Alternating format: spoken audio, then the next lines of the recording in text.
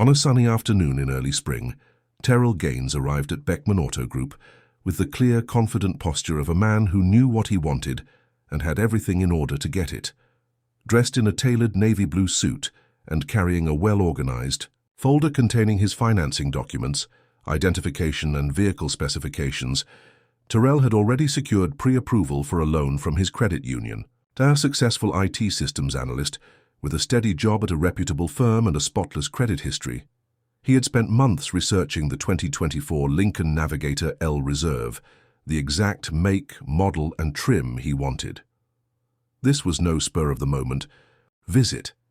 This was a long-anticipated purchase, a reward for years of hard work and fiscal discipline. As he pulled into the dealership lot, he took a moment to admire the sleek curves and bold grille of the vehicle that had caught his eye in the online listing. With full intent to close the deal that day, Terrell walked into Beckman Auto expecting a straightforward professional experience. What he encountered instead was a bewildering and steadily intensifying series of roadblocks. The initial greeting was brief and tepid, a stark contrast to the warm welcome extended to another couple, browsing SUVs nearby. The salesman, Kyle, barely concealed his skepticism as Terrell introduced himself and explained his intent to purchase the Navigator. Rather than moving to show the vehicle or discuss features, Kyle diverted the conversation with a series of probing questions. What kind of work did you say you do again? Where exactly is your company located? Are you sure your financing is valid for a purchase of this size? Though asked with a thin veneer of politeness, the questions carried a clear undercurrent of distrust. When Terrell offered to show his financing documents, Kyle skimmed them hurriedly, then claimed he needed to verify a few things with the manager. Soon after, Travis, the sales manager, joined the conversation, not to help facilitate the sale, but to ask even more invasive questions. "Do you have a LinkedIn profile?" Travis asked flatly. "We just need to make sure everything checks out." Terrell, taken aback by the request, asked if this was standard for all customers. The silence that followed spoke volumes. Remaining. Composed despite the rising tension, Terrell reiterated his intention. He was ready to buy the car and all his paperwork was in order. Yet Kyle and Travis continued to delay the process, claiming there were protocols to follow, though no such protocols were visible when they eagerly showed other customers their preferred vehicles without hesitation. Minutes turned into an hour as Terrell was left waiting in the showroom, not browsing the car he had come to buy, but sitting idle while sales staff moved around him as if he were an anomaly. The Navigator he wanted was parked just outside, gleaming in the afternoon. Light, but neither Kyle nor Travis made any effort to even unlock it for him. Instead of receiving the customer service expected of a high-end car dealership, Terrell found himself being treated as a question mark, a maybe, a potential problem to be managed rather than a client to be served. His race, though never mentioned explicitly, loomed like an unspoken accusation in the air. Still, Terrell stayed professional, giving the benefit of the doubt even as his patience wore thin. What happened next would change everything.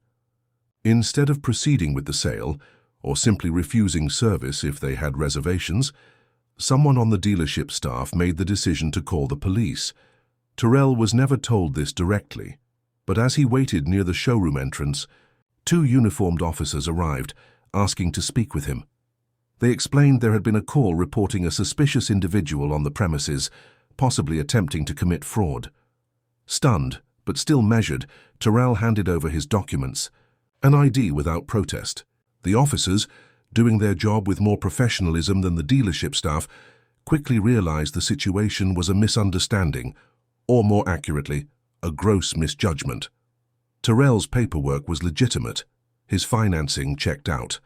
His identification was valid, no crimes were being committed, no scams in progress. The real story was something far more troubling. A dealership so steeped in suspicion that it mistook a black man with money and intent as a threat rather than a customer. The moment might have passed in quiet humiliation had it not been for Beth Garrison, a teacher and longtime customer of Beckman Auto, who happened to be at the dealership that day. She watched in disbelief as police surrounded Terrell, a man who had done nothing wrong, and began filming the interaction. Her voice can be heard on the video. "This is not okay. He's just here to buy a car." When she later posted the footage online, she included context, what she had overheard from the staff, what she witnessed with her own eyes, and how Terrell remained dignified throughout. Within hours, the video began circulating with hashtags like buying while black, Beckman Auto, and racial profiling. What began as an ordinary afternoon at a car dealership erupted into a firestorm of national attention. People were outraged, not just at the blatant discrimination, but at the routine nature of it. How easily such treatment could have gone unnoticed had someone not hit record. The footage gave the country a front-row seat to a reality many face but few believe, until they see it. Terrell, once just another car buyer, became a symbol of something far larger. As the video surged across social media platforms, it unleashed a wave of indignation and support that no one at Beckman Auto could have anticipated or contained. Within a day, the video had been shared hundreds of thousands of times. Celebrities, civil rights leaders, and everyday people weighed in with posts condemning the dealership's actions, expressing solidarity with Terrell, and sharing their own stories of racial profiling. The hashtags #buying while black and Beckman Auto trended nationwide, becoming digital rallying cries against the kind of quiet, everyday racism that so often evades scrutiny. Local news picked up the story first, and then national outlets followed, broadcasting the footage alongside interviews with experts on implicit bias, customer service, and racial equity. For many viewers, what made the video especially powerful wasn't just the injustice. It was Terrell's calm, unwavering professionalism in the face of it. He didn't yell, he didn't accuse, he simply stood his ground, an image that both indicted the dealership and inspired those who had been forced to swallow similar indignities in silence. The backlash against Beckman Auto was swift and unrelenting. Thousands of angry comments flooded their social media pages, turning their online presence into a battlefield. Google and Yelp reviews plummeted as users posted scathing feedback, not only about the incident with Terrell, but about other questionable experiences that were now surfacing in its wake. Local activists organized peaceful protests outside the dealership, holding signs that read, "Respect isn't optional," and "Dignity has no color." Her few former employees even came forward anonymously to confirm that this wasn't an isolated case, but part of a larger culture of racial bias embedded in how certain customers were handled. Business partners began to distance themselves. Regional Auto Financing Company suspended its relationship with Beckman Auto pending an internal review. Even the car manufacturer, whose brand image was now being dragged through the mud, made a public statement acknowledging the issue and vowing to review dealership conduct standards. What had started as an act of profiling became a financial and reputational disaster for Beckman Auto. In the face of mounting pressure, the dealership attempted damage control, but their first response only made things worse. They issued a short, carefully worded statement on their website and social media accounts. "We take customer concerns seriously and are investigating the matter. Beckman Auto is committed to fair and respectful treatment of all individuals." The statement landed like a lead balloon. Critics immediately denounced it as vague, insincere, and lacking any acknowledgement of what had actually occurred. There was no mention of Terrell Gaines by name, no apology for calling the police, no acceptance of responsibility. It read like legal padding, not an act of contrition. The internet responded with renewed fury, and even long-time customers began voicing disappointment and disgust. Facing the real threat of a permanent boycott, Beckman Auto finally released a second, more direct statement. This time they apologized by name to Terrell Gaines, acknowledged that implicit bias played a role in their staff's behavior, and promised to implement changes, including staff terminations and mandatory racial sensitivity training. But the damage was done. For many, the apology came far too late. Terrell, meanwhile, remained composed in the public eye. When asked by reporters whether he would consider still purchasing the Navigator from Beckman Auto, his answer was clear and unequivocal: no. You don't get to treat people like suspects just because they don't fit your expectations and still earn their business. His statement resonated widely, garnering applause and becoming a viral quote in its own right. He was invited to speak on national morning shows, interviewed by podcasts focused on racial equity, and featured in op-eds across major newspapers. Despite the temptation to take legal action, Terrell chose not to sue. He told one interviewer, "This isn't about revenge. This is about dignity and accountability. What happened to me happens to people every day. It just usually doesn't get caught on camera." His decision not to pursue litigation gave even greater weight to his message. That change should be systemic, not just symbolic or financially motivated. He didn't want a payout. He wanted a reckoning. Just days after the incident, another dealership, Gordon and Hines Motors, located only a few miles away, reached out to Terrell privately. Their message was simple. "We saw what happened. We're sorry it did. And if you're still looking for a navigator, we'd be honored to help you find one. No questions, no assumptions, no hoops." Skeptical but hopeful, Terrell accepted the invitation and arrived to find a different world altogether. The staff greeted him warmly, listened to his preferences, respected his paperwork, and moved quickly to locate the exact 2024 Lincoln Navigator L Reserve he had originally intended to buy. Within 48 hours, the deal was closed, the keys were in his hand, and the vehicle was parked in his driveway. No suspicion, no interrogation, just a straightforward transaction, the kind every customer deserves. Terrell later posted a photo of himself with the new vehicle, tagging Gordon and Hines with the words, "This is what respect looks like." That post too went viral, offering a counterpoint to the negativity and reminding the public that decency, while sometimes rare. Cornered by mounting community outrage and public scrutiny, Deborah tried to reassert her dominance using the only tools she had left: intimidation, vandalism, and legal threats. She had her lawyer send Ryan cease and desist letters claiming defamation and interference with community operations, accusing him of spreading falsehoods and inciting unrest. Simultaneously, his mailbox was repeatedly tampered with. Anonymous notes appeared on his porch warning him to back off, and his security cameras, now upgraded to cloud storage, captured a masked figure trying to slash the tires on his car one night. Despite these cowardly attempts to silence him, Ryan remained composed and methodical. He logged every incident, filed police reports with accompanying footage, and continued to attend every HOA meeting with a folder of evidence in hand. Deborah even tried to push for a restraining order under fabricated claims of harassment, but it was swiftly denied by a judge when Ryan presented a timeline of her actions. Her desperation became evident to everyone around her, especially when she began publicly berating other residents who supported Ryan, accusing them of betrayal and threatening to revoke community privileges. But the fear was gone. People stood up to her, defended Ryan, and demanded accountability.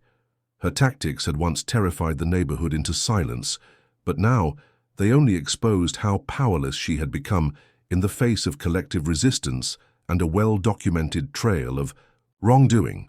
The final blow came from within Deborah's own camp. Her longtime administrative assistant, Claudia Perez, quietly reached out to Ryan one evening with a simple message: "I have something you need to see." Claudia had grown increasingly uncomfortable over the years watching Deborah exploit her position, and now with the walls closing in, she was ready to come forward. In a private meeting, she handed over a cache of internal emails, handwritten notes, and altered financial records that confirmed everything Ryan and others had suspected. The documents included proof that Deborah had personally altered meeting minutes, rerouted HOA funds into accounts controlled by relatives, and coordinated shady property sales with real estate brokers in exchange for undisclosed kickbacks. There were even drafts of letters meant to appear as if they came from other board members, all authored by Deborah herself. Claudia, tired of being complicit, submitted a formal affidavit to local investigators and agreed to speak to the press. Her testimony wasn't just a smoking gun. It was a full confession of the inner workings of Deborah's corruption machine. When her statements hit the local news, it was no longer a matter of public perception. It became a matter for law. enforcement, and the community knew that real justice was no longer a dream, but an imminent reality. With the weight of evidence now overwhelming and public opinion unified, the community organized a special HOA election. For the first time in years, the turnout was massive. Every resident who could vote showed up, determined to reclaim their neighborhood from the shadows of authoritarianism.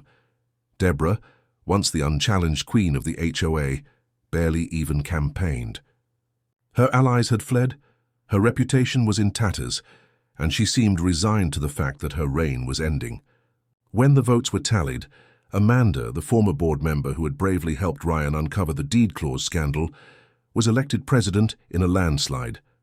Her campaign had been built on transparency, fairness, and restoring community trust, and her first actions were decisive. She called for a forensic audit of HOA finances, removed Deborah's hand-picked board members, and held a public forum where residents could voice grievances and propose reforms. She worked with legal advisors to begin dismantling the toxic clauses Deborah had inserted into property deeds and restored autonomy to homeowners who had unwittingly given it up. Under Amanda's leadership, the HOA began to resemble what it was always meant to be, a body that protected the interests of the community rather than the whims of one person. Deborah, now a pariah, was left to watch the neighborhood she once controlled rise from the wreckage she had caused. Deborah didn't just lose her title, she faced serious legal consequences for her actions. Investigators from the city's office of real estate compliance began poring over the documents provided by Ryan, Claudia, and Amanda. The altered deeds, embezzled funds, and fraudulent service contracts added up to a damning case of long-term corruption. She was charged with multiple counts of fraud, misappropriation of community funds, and harassment. Civil suits followed as several homeowners, emboldened by Ryan's success, filed claims for damages related to unlawful fines, property violations, and contract manipulation. Deborah's once pristine reputation collapsed under the weight of legal exposure and the luxury she had once flaunted. Her Mercedes, her finely landscaped home, was slowly stripped away in court-ordered asset freezes. She was forced to resign not just from the HOA, but from several local boards and associations where she had wielded similar influence. As the criminal case progressed, Deborah quietly sold her home and left the neighborhood, a move met not with sympathy but with relief and even a few small celebrations. The woman who had once ruled through fear and manipulation was now the subject of headlines, court hearings, and social media mockery. Justice, long overdue, had finally caught up to her. With Deborah gone and Amanda leading a renewed HOA, the neighborhood entered a renaissance of community spirit and cooperation. Ryan's lawn, once a symbol of conflict, was restored with fresh sod, native plants, and even a small garden that he and Michael tended together. The drainage pipes remained, now a subtle monument to the ingenuity that had sparked a revolution. Amanda instituted new transparency policies, including monthly newsletters, open financial reports, and community votes on major decisions. Neighbors who had once avoided each other out of fear or resentment began attending block parties, forming gardening clubs, and rediscovering the joy of living in a truly shared space. Ryan, once the lone voice crying foul, became a quiet hero among his peers, not because he had sought recognition, but because he had stood firm when it mattered most. What had started as a feud over tire tracks had evolved into a movement for fairness and accountability. In the end, the story of Ryan and Deborah was not just about lawn damage or HOA abuse. It was a reminder that standing up against injustice, even on a small scale, can ripple outward to change an entire community. And as summer came around again, the lawn was green, the streets were calm, and the neighborhood had finally reclaimed its peace.